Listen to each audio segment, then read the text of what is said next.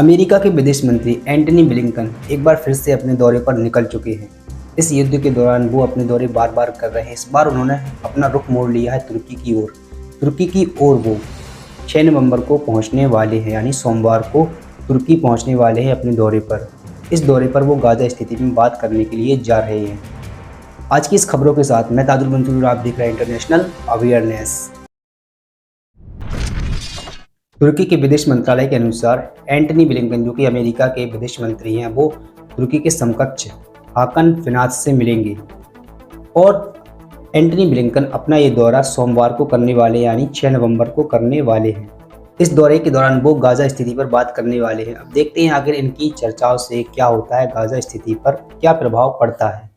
वहीं इस दौरे के दौरान ब्लिंकन ने रविवार को इजराइल के कब्जे वाले वेस्ट बैंक का उच्च सुरक्षा वाला औचित दौरा किया और इसी के साथ इस दौरे के दौरान उन्होंने फ़लस्तीन के राष्ट्रपति महमूद अब्बास से भी बातचीत की, क्योंकि गाज़ा पर जो युद्ध चल रहा है, जो नरसंहार इजराइल कर रहा है, उसकी वजह से वैश्विक चिंताएं बढ़ गई हैं।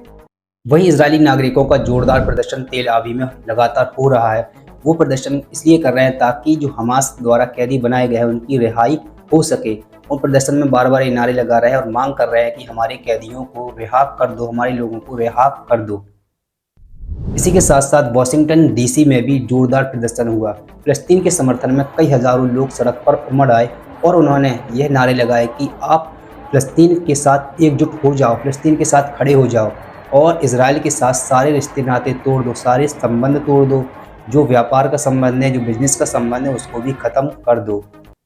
और अभी कुछ दिन पहले इजराइल ने जवालिया शरणार्थी शिविर कैंप पर हमला किया था, जिसमें एक बार में 400 से ज़्यादा फ़लस्तीनी लोग मारे गए थे। उसको ज़्यादा दिन नहीं हुए हैं, इजराइल ने फिर से दूसरे शरणार्थी शिविर पर हमला कर दिया है। अल मगजी शरणार्थी शिविर कैंप पर फिर से इजराइल ने हमला कर दिया है, जिसमें लगभग 51 से ज़्यादा फ़लस्तीनी लोग मारे गए हैं, जिसमें अधिकतर बच्चे और महिलाएं हैं और कई सैकड़ों तो अभी भी मलबे में दबे हुए हैं, जिनको ढूंढने का प्रयास किया जा रहा है।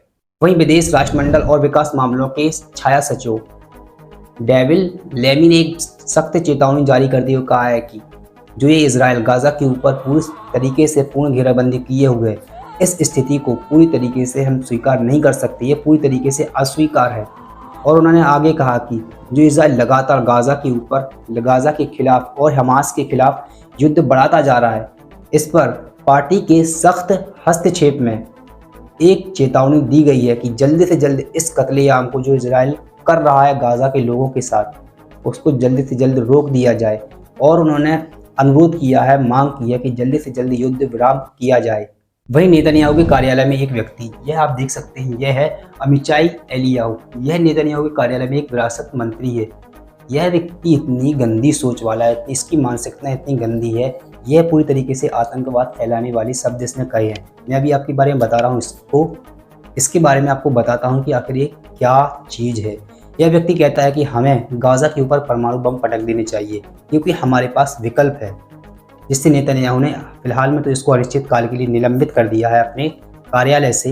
लेकिन ये इंटरव्यू में आगे कहता है कि जो इजराइल गाजा के ऊपर कर रहा है, नरसंहार कर रहा है, कत्लेआम कर रहा है, वो पूरी तरीके से अंतर्राष्ट्रीय कानून के दायरे में आकर कर रहा है, अंतर्राष्ट्रीय कानून का पालन करते हुए कर रहा है। वो कोई अपराध नहीं कर रहा है और गाजा के लोगों को जीने का कोई हक नहीं है, उनको मार देना चाहिए।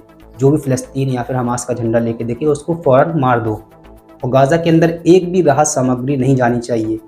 ये लोग राक्षस हैं, गाजा के लोगों को राक्षस बता रहा था कि ये लोग राक्षस हैं, ये कोई रेगिस्तान में या फिर बंदरगाह पर रह सकते हैं। लेकिन इसकी बात का विरोध करते हुए उसी कार्यालय में एक विपक्षी नेता यायर लैपिड ने इसका विरोध तरीके से किया और इसको जल्दी से जल्द बर्खास्त करने की मांग की है और कहा है कि यह एक पागलपन भरा बयान है और ये गैर जिम्मेदार मंत्री है, इसलिए इसको कार्यालय में रहने का कोई हक नहीं है। और वहीं बीबीसी को भी विरोध प्रदर्शन का सामना करना पड़ रहा है। बीबीसी के खिलाफ भी बहुत ज़्यादा विरोध हो रहे हैं। स्कॉटलैंड में बीबीसी के हेडक्वार्टर के सामने लोग एकत्रित हुए जो कि फ़लस्तीन के समर्थन में थे और उन्होंने नारे लगाए, आप एक तरफा रिपोर्टिंग कर रहे हैं, गाजा पर नरसंहार हो रहा है उसका बढ़ावा कर रहे हैं, एक तरफा रिपोर्टिंग, इस तरीके के नारे लगाए। ये ऐसा इसलिए हो रहा है क्योंकि बीबीसी ने भी इजराइल के अंदर जो मारे गए लोग हैं उनको हत्या कहा है और जो गाजा के अंदर लोग इजराइल द्वारा मारे जा रहे हैं लगातार बमबारी में, उसको क्या कह रहा है, मृत्यु कह रहा है कि लोगों की मृत्यु हुई है।